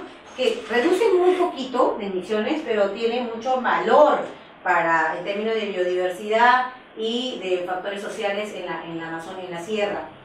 En el caso energético, por ejemplo, está una combinación de energías renovables, que es decir, en la matriz eléctrica, hoy por hoy en el Perú, casi el 50%, la mitad es hidroenergía, que viene del agua, y la otra mitad casi es gas. Un pequeño, muy pequeño porcentaje es de energía renovable no convencional, creo que es 1.9 o 1.7%, si le quitamos la mini. ¿Sí? Entonces, ¿qué es lo que dice el Plan Nacional Energético del MINEM? Que dice al 2025 yo voy a garantizar 5% de penetración de las renovables no convencionales. Perfecto, ¿qué pasaría eso si reduce emisiones? Entonces, acá empezamos a calcular lo que ya los sectores de alguna manera están pensando o quisieran implementar en el país. Claro, entre lo que uno dice que quiere hacer y lo que hace hay una distancia, pero por lo menos está desde un punto de vista sectorial. Hay otras opciones, muchas relacionadas a eficiencia energética, pero que también el sector gubernamental lo tiene planificado, por lo menos lo están discutiendo. Está empezar el sistema de transporte integrado del metro, ¿no? Tenemos un plan de hacer 7 líneas, decimos, bueno, creemos que lo que pueden lograr al 2030 es la línea 2, 3 y 4, ¿no? Técnicamente. Entonces, eso empieza un poco a sumar. Acá no hay ninguna forestal, por ejemplo, en el escenario 1, porque el caso forestal es bien complejo. Digamos que la 1 era como que la cosa está más fácil de implementar. Por supuesto, la reducción es bien pequeña, bien tímida, creo de 10 millones de toneladas en el año 2030. En el escenario 2 ya empezamos a meter opciones de mitigación forestal, ¿no? Porque esas son más complejas. Acá está, por ejemplo, el tema déjame ver si está la de comunidades. Acá está, que es el manejo forestal comunitario, ¿sí? Que es, las comunidades ya hacen manejo forestal. El problema es que como también en los privados también lo hacen mal. Entonces la idea es, ¿por qué te enseño a hacerlo mejor y vas a tener un mejor aprovechamiento de estas concesiones y además vas a reducir emisiones? Hay también de procesos industriales que ya abarcan no solo la acción del sector público, también sino del sector privado. Porque no son las cementeras las que tienen que, ya no utilices clinker, utiliza puzolana. Claro, hay algunas, como el cemento Yura, que están sobre un yacimiento de puzolana. Entonces, excelente que lo puedan producir. Pero por un lado, la norma técnica del Perú dice, la combinación de puzolana tiene que ir un máximo de tanto, en lugar de decir como un mínimo de tanto como es en Europa, ¿no? O por ejemplo hay estas incongruencias que sale un concurso público de construcción social y le dice el Estado que tiene que tener como mínimo tal porcentaje de cemento Portland, que significa un tal porcentaje de clinker, a lo cual el cemento Yura, que tiene la alternativa de utilizar puzolana, que no emite la misma cantidad que clinker, tiene que salir a importar clinker. ¿Se dan cuenta? O sea, esas incongruencias que hay del Estado. Porque el que manejó las guías para concursar, no tiene idea de que esto va a generar más emisiones de gas de efecto invernadero. Entonces hay una coordinación. Si bien la inversión en el sector privado, el Estado tiene que hacer mucha coordinación previamente para que dé las condiciones, ¿no? Y lo digo porque justo ayer estuvimos en una reunión con el viceministro hablando de ese tema. Y en el escenario 3, además de las anteriores, por ejemplo, dicen acá el gran problema del Perú en el sector de emisiones, y principalmente estamos hablando del sector USCUS, sector forestal, es la deforestación, ¿no? Y como les venía repitiendo, ¿qué manejo forestal adecuado vamos a hacer? Ya sea con castañas, con madera, reforestación comunitaria, como reforestación con altos insumos. ¿Qué vamos a hacer si no hay un control y vigilancia? Entonces acá hay una opción de mitigación que se llama, que el título está mal, pero lo que nos referíamos se llamaba condiciones habilitantes. ¿Qué cosa era eso? Hagamos un ordenamiento territorial, ordenemos el suelo. ¿Para qué es esto? ¿Para qué es esto? Entonces para conservar, esto para usar, esto para carreteras, esto para indígenas. Entonces, ordenemos el territorio. Luego, hay un control y vigilancia, pero un control y vigilancia firme. Digo, por ejemplo, Brasil tuvo unas opciones bastante drásticas de una inversión y una decisión del control de su deforestación, invirtiendo no solo en mapas satelitales con unos guardabosques, con unos GPS impresionantes, que cuando sabían que estaban invadiendo iban y corrían, sino también portando armas que tienen unas balas, ¿no? Y licencia para portarlas. Entonces, que ya es gran diferencia de lo que pasa con nuestros guardabosques, ¿no? Y entonces, solo haciendo eso y asignando derechos, ¿derecho para qué tienes este territorio? ¿Sí? Que no significa regalar el territorio. Uno puede asignar derechos de tal manera que lo cuiden, ya sea por un tiempo delimitado. Eso puede en sí mismo evitar deforestación. Y esto mitiga como 20 millones de toneladas. Es enorme, ¿sí? Porque hay una gran zona del territorio peruano, imagino que en muchos países es lo mismo, que no tiene título, es como de una zona de nadie. ¿Sí? Al ser del Perú es de nadie, no tiene alguien que... Y en esa zona es donde la tasa de deforestación es mucho más alta. ¿Cómo podemos hacer para controlarla, para que podamos protegerla? Entonces esa tendría mucho potencial de reducción de emisiones, ¿no? Entonces esto se está mapeado, se está listando. Algunos, como el MEF, nos decían, eso pónganle dólar value, quiero saber cuánto me va a costar. Cosa que es, por un lado, bien retador decir cuánto me va a costar hacer el ordenamiento territorial, pero no solo en papel, no solo la consultoría de hacer el ordenamiento, sino lograr el ordenamiento, sino también que adjudicar que ese costo es por la mitigación, no es justo, ¿no? De que hagas el desarrollo del sector y eso es el costo de la mitigación, no necesariamente. Entonces, ahí tenemos un problema cuando ya nos pasamos al siguiente pedido, ponle dólar value a esas condiciones habilitantes. O hacer el sistema integrado del metro, del transporte para el Perú. ¿Ese es el costo de la mitigación? Eso es el costo para el sector de desarrollo, para el bienestar de la población, para el rendimiento del factor, que es el factor humano, de la producción también. Entonces ahí tenemos un debate, no es que no lo quiera hacer, pero no, tampoco no lo quiero hacer, pero eso ya se distorsiona un poco del ejercicio, que no me parece que sea, que sí es válido, pero no necesariamente parece. Entonces, un 31%, ¿estamos bien, estamos mal? ¿Por dónde vamos? Y esto ya son las dos últimas diapositivas. ¿Cómo han presentado los otros? No están los últimos, como China, Singapur, pero, por ejemplo, dicen, México dice al 2030, igual que nosotros, yo no voy por un 31, dice yo voy por una reducción de 25, pero condicionado, si hay acuerdo en París, si hay transferencia de curso, yo subo a 40. Nosotros todavía no estamos en esa discusión si vamos a condicionar o no, hay un primer borrador, Gabón dice yo voy a reducir, dice 50%, ¡wow!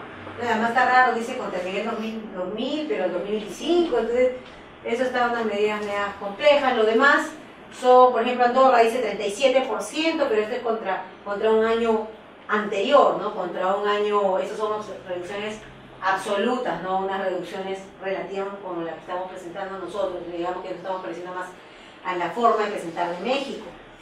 Y eso está bien, está mal, es lo que necesita el mundo para reducir. Eso es lo que va a tener que hacer el secretariado en París, ¿no? Ellos tienen en octubre sumar lo que todos han presentado y ver si estamos cerrando la brecha que se necesita, porque si no, tienen que decir, señores, tienen que ser más ambiciosos, ¿no? Entonces, por un lado está el ejercicio nacional que se viene dando de qué, hasta dónde puedo dar, y otra es la conversación, señor, necesitamos hacer más. Por ejemplo, hicimos acá un esfuerzo en Libélula de poder analizar cómo van las emisiones en el futuro. ¿Sí? ¿Se acuerdan cómo estábamos las emisiones en el 2012? Y empezamos a hacer escenarios al 2030. Ya tenemos la información de Europa, cuándo va a ser sus emisiones en 2030, tenemos Estados Unidos, tenemos Rusia y el resto de los que han presentado INDC, ya sabemos cuánto va a ser su nivel de emisiones en el 2030. ¿Sí? Ahí vienen dos escenarios para el resto, ¿no? El resto, ¿qué pasa si, por un lado, llegaran a su mismo nivel de emisiones del año 2012?